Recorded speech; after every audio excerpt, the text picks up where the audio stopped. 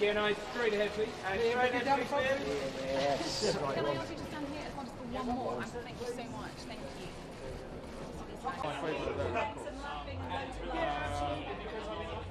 But I guess after Flower Power and that...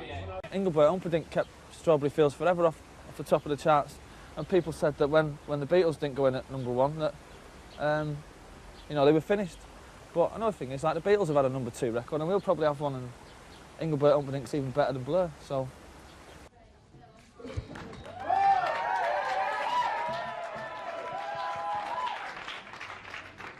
Anything that's voted for by fans is special. Anything that's voted for by idiots, corporate pigs, means nothing to us. Some people here are saying you've got an arrogant attitude. I have, that's what makes Oasis, isn't it? Is it? Yeah. That's not...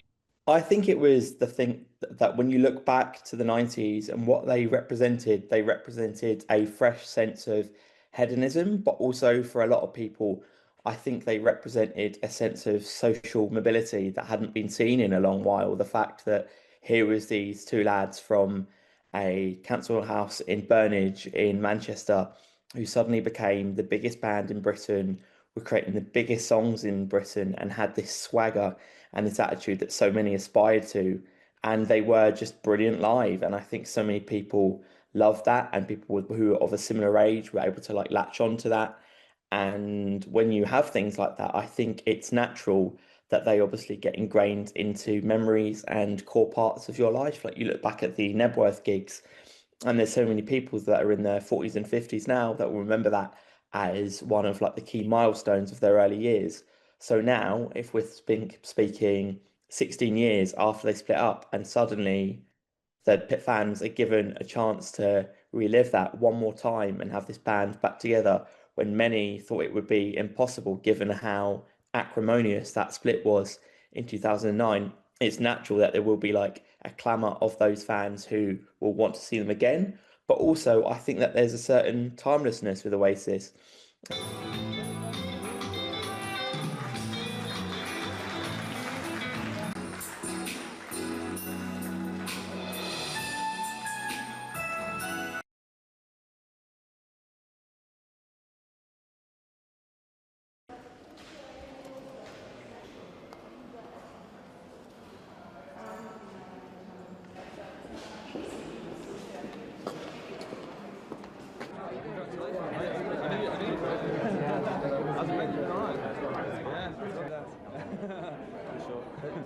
But you know, you can get these CDs nowadays where they sort of play. I think the 90s generally was a period of optimism. You kind of speak of Cool Britannia and the fact that Noel was so closely aligned to Tony Blair, and I think, you know, that there was this sense of optimism in the air, and Oasis were a massive part of that.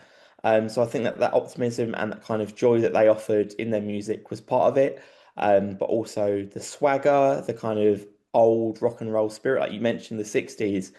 I think in many ways this was the first time we'd seen a band since perhaps like the Stones or the Who that had that sense of swagger in British music and that sense of like unrepentant rock and roll lifestyle. You're always stuck with the image that you create in the first place, so we'll always be loudmouth yobbos from Manchester who take drugs, sniff glue, drink beer and shag loads of birds.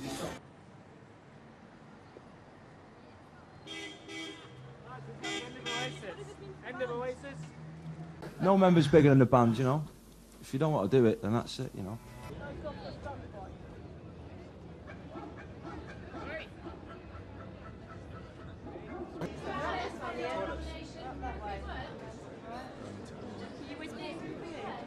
How's it going with your brother? Sounds great. Both friends, not you? Hello. Can't do it anymore, you know. And I regret it really, because we only had 2 gigs left. If I had my time again, I'd have gone back and done the gigs. That gig would have been dreadful because he was out of his mind, you know. I'd have done that gig and I'd have done the next gig, and we'd have all gone away and we could have probably discussed it, what we were going to do. We may never have split up. We may just have taken a hiatus and we could have all gone and done our other thing, but Liam always said he would bring down Armageddon in the end. That's the way he kind of likes things to be, you know. The most important thing is about me and him being brothers. and I've got another brother, you know what I mean, that he doesn't speak to, so it'd be nice for us all three of us to be together.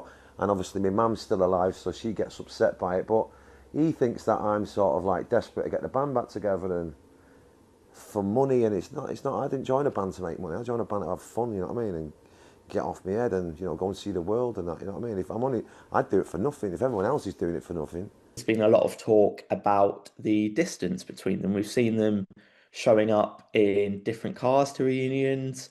There's been kind of talk, I don't know how reliable or accurate it is, of potentially different after parties. So I think there will be a level of distance between them, which on one hand I think is slightly depressing perhaps, because it kind of makes you think that they are reuniting for the money and these old wounds haven't perhaps truly healed in the sense that they are being kept separate.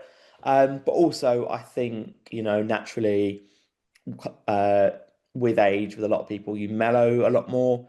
So I think there's that. And also with the money that is clearly being put on the table, I don't think they would want to jeopardize that by having a bust up. Yeah, I think that they will definitely complete these gigs.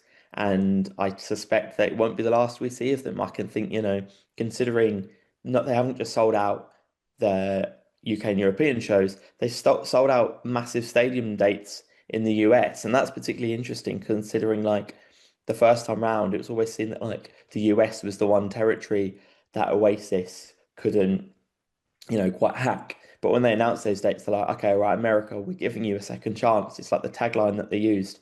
And lo and behold, they're playing massive venues like the MetLife Stadium like in New Jersey, which has got like I think it's about maybe 80,000. Similar shows like the Rose Bowl in Pasadena, massive, massive stadiums for them to play. And I think that kind of reflects the demand. So if those are all sold out and these gigs go well, I think we could be seeing them into 2026 and potentially beyond.